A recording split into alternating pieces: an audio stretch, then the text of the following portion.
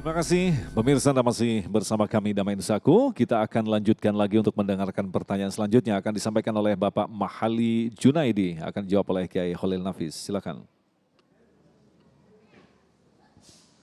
Bismillahirrahmanirrahim. Assalamualaikum warahmatullahi wabarakatuh. Saya Mahali dari Quantum Business Nabawi. Ustadz, saat ini banyak sekali platform yang menawarkan simpanan emas digital. Salah satu polanya itu berapapun tabungan yang kita atau dana yang kita tabungkan itu akan dikonversi ke dalam bentuk emas berdasarkan harga pada saat transaksi. Yang menjadi keraguan, apakah platform tersebut betul-betul menyediakan emas sebagai backup dari transaksi tersebut? Sehingga yang ingin saya tanyakan yang pertama, bagaimana hukum dari simpanan emas digital dan kiat-kiat apa saja agar kita bisa bertransaksi dan berinvestasi emas sesuai dengan syariah di era digital saat ini. Terima kasih. Terima kasih Mas Mahali, silakan Kiai Khalil. Ya, saya ingin mengembalikan kata-kata invest. Invest itu artinya menanam ya, dari bahasa Inggris investment. Kalau dalam bahasa Arab istismar, membuahkan. Jadi kalau kata orang Inggris, investasi itu nanam. Kalau kata orang Arab, istismar itu membuahkan dari harta yang kita keluarkan agar berbuah dan bisa mempunyai tambahan. Nah, ke emas itu bukan investasi, persepsi saya. Karena investasi itu menambah. Emas itu hanya lindung nilai. Jadi zero inflation. Kalau kita punya uang sekarang 1 miliar, untuk mamanya 10 tahun yang akan datang biar tidak berkurang, jadiin emas, pasti tidak berkurang. Dulu harga kambing adalah 1 dinar. Berapa 1 dinar itu? 4 gram seperempat. 1 gram sekarang sekitar 1 jutaan. Jadi anggaplah 4 juta. Ya harga kambing mulai dulu zaman Rasul 1 dinar. Sebagaimana Nabi dulu minta Sayyidina Ali untuk beli kambing itu dengan 1 dinar, balik dengan bawa 2 kambing dengan pinternya bisnis di pasar ya. Itu. Jadi emas itu bukan investasi. Oleh karena itu kalau mau investasi bukan ke emas. Investasi itu ya barang yang berproduksi, yang menambah. Dan itu bisa padat karya, kalau itu namanya nabung, melindungi dari nilai harta kita. Kemudian bagaimana platform-platform, kita pastikan dulu platform ini punya emas atau tidak. Kalau enggak punya emas itu bai'u ma la yamlik, nah Rasulullah SAW, an bai'i ma la yamlik, Rasulullah melarang menjual sesuatu yang enggak dimiliki. Nanti saya beliin kok gampang, enggak usah orang jual beli gimana enggak punya. Bisa tidak dimiliki tapi akad salam, mesen tolong belikan ke sana. Atau istisna tolong bikinkan, itu boleh. Tapi kalau jual beli enggak bisa kalau enggak punya. Maka dipastikan platformnya punya berapa dia emas.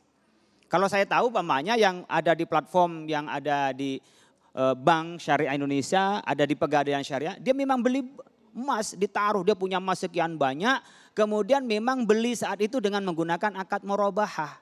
Apa itu akad baik murabahah itu? Jual beli yang paling jujur yang Nabi lakukan ketika bisnis ke Yaman. Saya belinya sekarang harga emas on the spot umpamanya 1 juta, saya minta tambah 3% dari 1 juta, itu on the spot. Nah beli saat itu, kita tabung saat itu, nah ada barangnya. Kita bisa mencairan, tapi kalau nggak ada barangnya jangan masuk.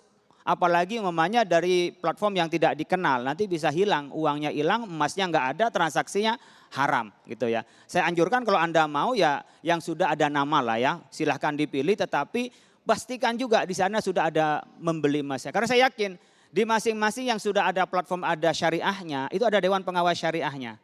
Dia pasti ada opini, ada fatwa kecil namanya opini karena perorangan itu yang memberikan fatwa bahwa Anda tidak boleh jual emas kecuali emasnya sudah ada. Karena kalau nanti menjual emasnya belum ada menjadi penjual yang tidak dimiliki, maka dia tidak halal, tidak sah. Itu namanya haram li ghairihi, pada proses transaksinya yang haram, emasnya halal tapi proses transaksinya adalah haram. Nah, kita kalau mau nyimpen emas ya simpenlah di lembaga yang bisa dipercaya. Dan itu memang untuk lindung nilai. Sekedar ilustrasi saja. Tahun 2009 itu orang berangkat haji 112 gram. Tahun berangkat haji. Ibu bapak bisa layak tahun 2009. Kemarin 2019 36 gram, 1. Jadi dengan sendirinya bukan emas yang naik, bukan. Karena rupiah yang turun.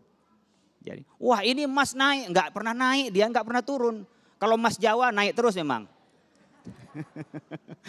Tapi kalau emas logam mulia itu nggak pernah naik, rupiahnya yang turun atau mata uang yang turun. Makanya sekarang kebijakan umpamanya ketika orang setor haji dimasukin ke emas sekian persen itu lebih bijak karena memang nanti pas kita bayar itu nggak turun emasnya, apalagi berapa persen masuk dolar karena pelunasannya pakai dolar itu lebih rasional gitu loh, daripada dibisniskan nggak bakalan bisa ngejar. Inflasinya kalau dihitung dari emas itu per tahun ya bisa seperti tadi itu sekitar 20% loh, 20% lebih 25% per tahun. Dari mana kita investasi 25% itu kalau kita bagi hasil, kecuali investasi langsung real dikerjain sendiri.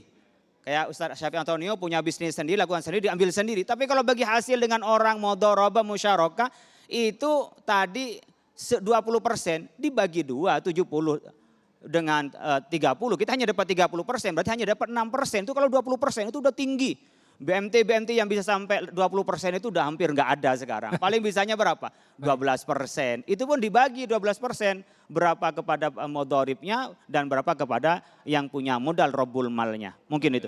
Baik. Agung boleh setengah menit? Silakan. Jadi melengkapi ini guru saya, Pak Mahali, kalau saya ditanya bagaimana cara praktis, kalau biasanya kita kan investasi emas atau nyimpen emas, nyicil emas. Kita tidak tahu apakah lembaga ini benar-benar ada emasnya. Yang dia keluarkan biasanya kan sertifikat. Sampai 1 dinar baru dikasihkan. Kalau itu meragukan, cari dan belilah emas tunai. Jangan menunggu lengkap. Rumusnya gimana? Cari emas mini, emas retail.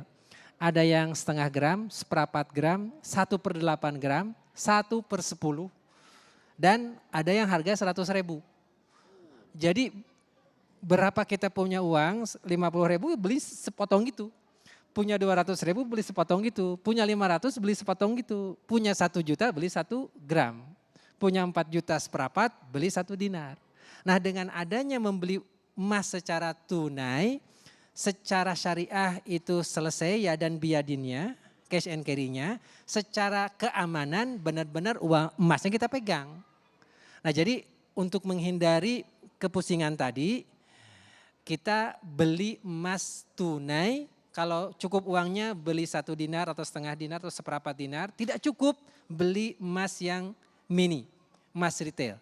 Itu rumusnya. Baik, kita masih ada 1 pertanyaan lagi dari Bapak Widodo yang akan dijawab oleh Ustadz Syafiq Antonio. Mungkin bisa dipercepat, silakan Pak Widodo. Baik. Sudah nyala mic. Bismillahirrahmanirrahim. Assalamualaikum warahmatullahi wabarakatuh. Perkenalkan saya Widodo dari QBN Tazkiyah Group. Alhamdulillah hari ini kita bicara banyak banget tentang salah satunya adalah investasi via aplikasi. Nah tadi saya tertarik tentang masalah salah satu emas atau dinar itu. Di mana jual beli tadi dikatakan harus yadan bin yadin. Berarti harus tunai gitu. Nah sementara kita kan ada beberapa realita di mana banyak orang jual beli dinar atau emas itu pakai aplikasi atau online. Dan sementara dia itu jauh tempatnya gitu Ustadz. Misalnya ada yang di Irian gitu. Dari Irian dia beli 1 dinar gitu. 1 dinar kalau nggak salah sekitar 4 jutaan. Kan nggak mungkin dia harus ke misalnya ke Sentul atau ke Jakarta. Ongkos sudah habis. Nah itu bagaimana menurut singkatnya pandangan Islam pembelian dinar atau emas itu yadan bin yadin tetapi pakai aplikasi sementara pakai sistem transfer barang hari itu disepakati dan dikirim apakah halal atau haram dalam Islam. Begitu insya Allah Ustaz. Baik, terima kasih. Waalaikumsalam warahmatullahi wabarakatuh. Terima kasih. Waalaikumsalam warahmatullahi. Yadan biyad atau cash and carry itu diterjemahkan menjadi itihadul majlis. Itihadul majlis itu artinya dalam satu momen transaksi. Satu momen transaksi jikalau ketemu ini langsung bisa satu meja. Tetapi jikalau secara digital itu dalam satu waktu masa transaksi. Jadi ketika ada penawaran hari ini biasanya kan emas kalau tidak 1 kali 2 kali ditentukan harganya. Ketika ditentukan harganya per hari ini, kemudian saya bayar, caranya melalui transfer, dan transfer itu kan langsung real time online. Maka itu majelisnya sudah terjadi. Jadi itu sudah sah menjadi milik orang Irian. Tanggal 10 April. Nah kemudian Pak Widodo mengirim tanggal 11 April. Sampai di Irian menjadi tanggal 13 atau 14. Ketika sampai tanggal 14, nilai 1 dinar sudah berubah. Itu bukan tanggung jawab Pak Widodo lagi. Karena Pak Widodo hanya bertanggung jawab di tanggal 10. Ya. Dan itu sudah dipisahkan, kemudian dikirim. Yang berbahaya itu adalah seseorang, Pak Widodo menerima pembeliannya, oke, tetapi Pak Widodo tidak melakukan delivery-nya. Tetapi Pak Widodo undur sampai tanggal 14. Nah dari tanggal 10 sampai tanggal 14 itu terjadi perubahan harga. Bisa Pak Widodo untung, bisa Pak Widodo buntung. Nah syariah menghindari gharar tadi. Tetap oleh karena itu tanggal 10 transaksi, tanggal 10 juga harus dipisahin emasnya itu. Secara fisik ya, kemudian di delivery. Nah ini akan selesai jika Pak Widodo punya cabang di dekat Irian. Jadi yang di sana yang transfernya gitu loh, deliverynya di sana. Kurang lebih seperti itu. Baik, terima kasih Ustadz Syafi Antonio, Kiai Haji Khalil Nafis yang telah memberikan ilmu yang sangat luar biasa sekali dalam kesempatan kali ini. Dan insya Allah ini menjadi bahan bagi kita, sebagai panduan bagi kita untuk berhati-hati dalam melakukan transaksi dalam bentuk apapun. Sekali lagi, kerugian yang kita alami bisa jadi memang lemahnya ilmu yang kita pahami. Mudah-mudahan kita termasuk orang-orang yang diselamatkan dari segala bentuk gangguan-gangguan konsumtif yang membuat kita ternyata bukan malah untung tetapi buntung. Na'udzubillahi min dzalik. Tetaplah bersama kami, Damai Indonesiaku.